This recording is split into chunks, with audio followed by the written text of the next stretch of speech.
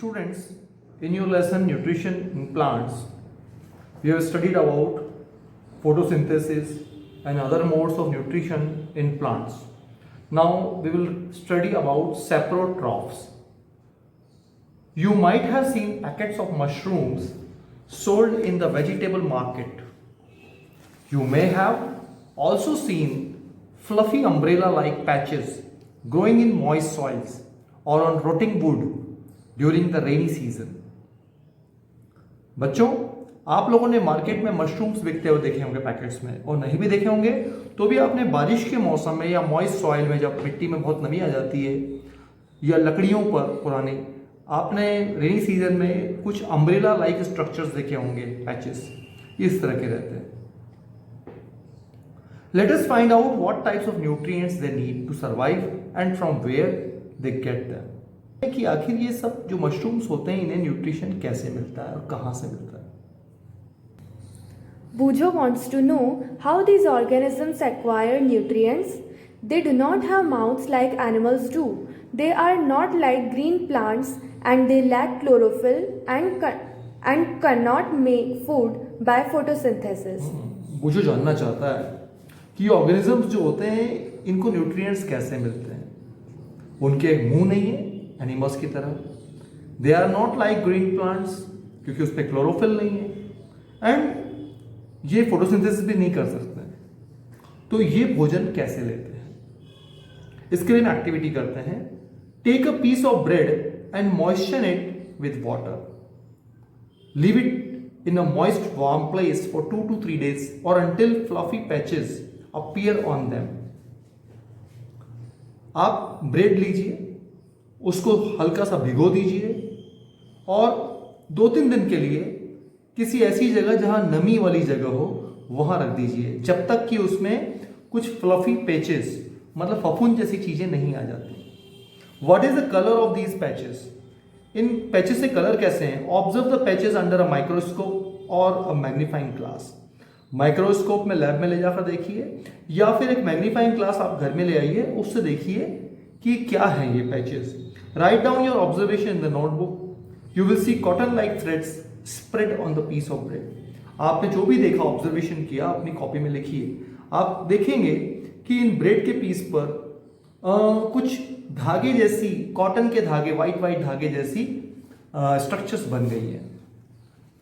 These organisms are called fungi. In organism को हम fungi कहते हैं. ये पिक्चर में भी आपको दिख रहा है यहाँ पर. They have a different mode of nutrition. They absorb the nutrients from the bread. This mode of nutrition in which organisms take in nutrients from dead and decaying matter is called saprotrophic nutrition. Such organisms with saprotrophic mode of nutrition are called saprotrophs. ये जो है bread से ये अपना nutrition ले रहे हैं. Bread is dead and decaying matter. Okay, जब ब्रेड को सड़ा रहे हैं तो वो डिकेइंग मैटर है, सड़ रहा है. इसको हम बोलते हैं सैप्रोट्रॉफिक न्यूट्रिशन. और जो ऑर्गेनिज्म सैप्रोट्रॉफिक न्यूट्रिशन को परफॉर्म करते हैं दे आर कॉल्ड सैप्रोट्रॉफ्स. फंजाई और fungi also grow on pickles, leather, clothes and other articles that are left in hot and humid weather for long time. ये फंगाई से ब्रेड पर नहीं, पिकल्स पर, अचार पर. आपने कई बार अचार पर वाइट देखा होगा स्ट्रक्चर. लेदर, बारिश के मौसम में लेदर को ऐसे ही छोड़ दिया जाए, कपड़ों पे कई बार वाइट फंगस आ जाता है. और अदर आर्टिकल्स जो कि गर्म और मॉइस्चर वाले ह्यूमिड वेदर में रखे जाते हैं. During the rainy season they spoil many things. Ask your parents about the menace of fungi in your house. अपने पापा मम्मी से पूछिए कि फंजाई ने कितनी चीजें खराब कर देता है. The fungal spores are generally present in the air. When they land on wet and warm things, they germinate and grow. ये जो फंगल स्पोर्स होते हैं, छोटे छोटे स्पोर्स होते हैं फंजाई के, जो दिखाई नहीं देते हमें, ये ऑलरेडी एटमॉस्फेयर में या एयर में होते हैं. जब ये वेट या वार्म थिंग्स पर आते हैं तो ये जर्मिनेट हो जाते हैं, ग्रो करते हैं. Paheli is keen to know whether her beautiful shoes, which she wore on special occasions, were spoiled by fungi during the rainy season. She wants to know how fungi appear suddenly during the rainy season. पहेली जानना चाहती है कि उसके जो बहुत सुंदर जूते जूते जो वो स्पेशल पार्टीज और ओकेजन से पहनती हैं, फंजाई ने स्पॉइल कर दिए, खराब कर दिए during season, during rainy season.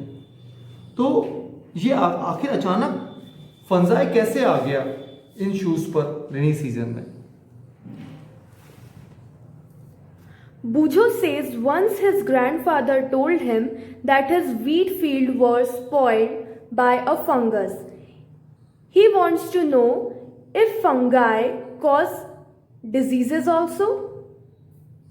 बुजू कहता है कि एक बार उसके ग्रैंडफादर ने बताया उसको कि उनके खेत पे जो गेहूं की फसल थी, व्हीट फील्ड था, उसको फंगस ने पूरा बर्बाद कर दिया, स्पॉइल कर दिया।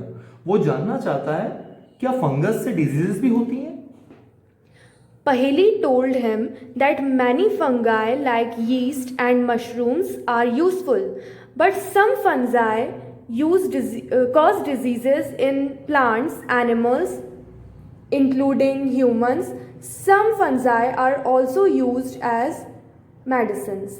पहली कहती है बुजो को कि कई फंजाई लाइक ईस्ट जिसको हम कहते हैं खमीर, एंड मशरूम्स, ये जो होते हैं यूजफुल भी होते हैं, लेकिन कुछ फंजाई ऐसे होते हैं जो प्लांट्स, एनिमल्स और ह्यूमन बींग्स में डिजीजेस फैला देते हैं, और कुछ फंजाई ऐसे भी होते हैं जिसको हम मेडिसिन की तरह यूज करते हैं। Now can you figure out how we can protect our things from getting spoiled? कैसे हम अपनी चीजों को खराब होने से बचाएं? Some organisms live together and share both shelter and nutrients. कुछ ऑर्गेनिजम्स ऐसे होते हैं जो साथ साथ रहते हैं और एक दूसरे को शेल्टर और न्यूट्रिएंट्स प्रोवाइड करते हैं। This relationship is called symbiosis. इसे हम कहते हैं symbiosis. For example, certain fungi live inside the roots of plants. The plants provide nutrients to the fungus and in return the fungus provides water and certain nutrients. कुछ fungi जो होते हैं plants की roots के अंदर होते हैं, plants इनको फंगस को न्यूट्रिएंट्स प्रोवाइड करते हैं और बदले में फंगस भी वाटर एंड कुछ न्यूट्रिएंट्स प्लांट को प्रोवाइड करते हैं। इससे दोनों की फ्रेंडशिप होती है, दोनों एक दूसरे की हेल्प करते हैं। This is called symbiosis. In organisms called lichens, a chlorophyll containing partner which is an alga. Algae family का पार्ट है लिशंस, इसमें क्लोरोफिल भी होता है, and a fungus live together, और साथ में इसे फंगस भी होता है। The fungus provide shelter and water and minerals to the alga, and return the alga prepares and provides food to the fungus. इस तरीके से ये algae और फंगस एक दूसरे की हेल्प करते हैं। ओके